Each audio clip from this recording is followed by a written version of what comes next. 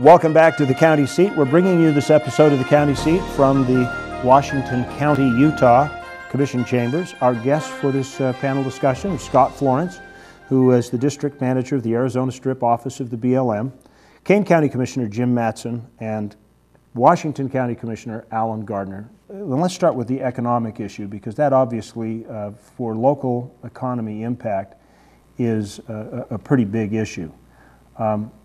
What are your fears, Alan, as far as what might happen when the Secretary makes a final decision on this? Well, there's some really big economic impacts on this area. It takes about $50 million by the time a mine is located, permitted, and ready to go. And then it's about another $50 million to mine the mine and then do the reclamation on it. That's 8 to 10 year process. Right. It seemed like as mining goes, it's a fairly short time. Yes, it is. It is. It's not long at all. And so that's $100 million right there that would be coming into the economy. And they estimate over half of that would stay within the local counties or state that's involved. And of course, this would be Arizona and Utah both. But with the geography of the situation, with the Colorado cutting everything off, while Utah would really have more of a financial impact than Arizona would. Jim, in the story that Malia aired, you highlighted the fact that 90% of the uranium that we are using in nuclear power plants currently is being imported from other countries. Does that concern you? It is a real concern, and also I think we need to be aware that nationally there's a question of balance of payments. And emerging markets in China and in India, they're building power plants right now that could well use more of this. So if we unnecessarily lock this up, as Commissioner Gardner has indicated, we end up penalizing ourselves. And if you look at our economies, particularly Kane County to the Arizona Strip, we're actually joined at the hip, socially and economically, and have been since settlement, since pioneer days. So we have a direct interest in that. And another factor is that if you look at the velocity of money or the turnover rate in money, new income from natural resource development like this runs through our communities and counties at the rate of about 10 or 11 times. Whereas if it's old money in place, it's doing good to get a circulation rate of 3. So not only are they really important jobs and prospects, but I think also it affects it's an accelerator then of sorts. It absolutely is, and it just can't be ignored. So for the convenience of saying we're going to protect it from what? If I were to walk into Kane County right now and chat with anybody over there that's a resident, they would say first coal and the Andalex project, and now possibly uranium. How do you balance that? Because they're going to come to you and say, "What do we do about that?" Well, let me start with Kapowitz, and then Andalex. Okay. And then the establishment of the Grand Staircase Escalating National Monument and those impacts on us. And you recall at an earlier session, I made the comment that because of where we're located along our roads and in our communities and so on, it feels like at times we're on the reservation. How can we get off here? How can we really take advantage of that landscape? Which I think was intended when the West was settled in the first place. These nouveau kind of values are in collision with us, and we just need to do a better job of educating the public and people. And I'm hopeful that the EIS process that the BLM is undertaking and what Scott Florence and their organization is doing will be fair and cognizant. And I really don't want to have to take any action if we can't agree with those assumptions. So I'm very hopeful. Yeah.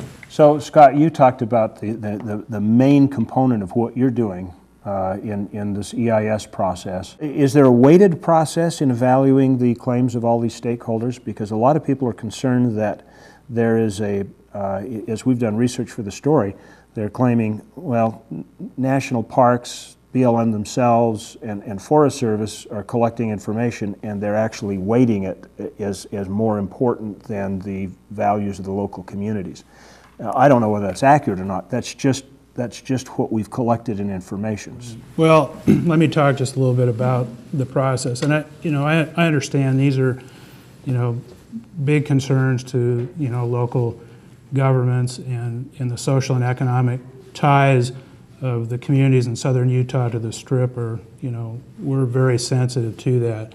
This process that we're going through that's resulted in the draft EIS, which will be released this Friday, BLM was charged by the Secretary of the Interior to lead this process as the lead agency, and as you noted, we've been working with a number of 15 other federal, state, local, and tribal cooperators in developing the EIS, so that involvement of the cooperators has been really a key. And Washington, Kane, San Juan counties in Utah, Mojave County, and Coconino County in Arizona have all been cooperating agencies in this process. So what we're trying to do through the EIS process and the charge that was given to us by the Secretary was to lead an open, transparent, objective, science-based process that brings in the best available information to support whatever the eventual decision is by the Secretary. And to address your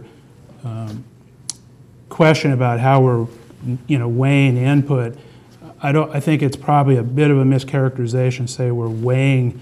What we look at, I think a lot of the public misunderstands the comment process. They think, and they often get into letter writing campaigns, which, we accept all the comments, but what we're really looking for are substantive comments that, point out where we were deficient in our analysis or where we didn't consider some important information, something that would have an effect on the impact analysis or the alternatives themselves. So that's what we're looking for. So the basic letter that says, "I like uranium, please mine," is not really going to be helpful to you. Right. Just merely expressing an opinion is not all that helpful. It'll be considered as part of the record and counted along with all the other comments. But what we're really looking for is a substantive comments. I think the general sense is for the rural residents of the state is that there is it ends up being more of an environmental thing, and it's a very short period of time to answer, but it's that is weighted more strongly than the industry, national security issues, and so will this EIS, as people review it, show that, will it demonstrate differently? Because that is a preconceived populist One of the things we did that supports the EIS is put together a regional social economic analysis, and so that recognizing that the social and economic impacts of the decision are really very important. That's a big component of the EIS. Okay, well, we've got to take a break here for just a minute. We're going to come back for closing comments, and when we come back, we'll allow everybody a chance to kind of wrap this topic up, and you can find out more online. We'll be back with the county seat in just a minute.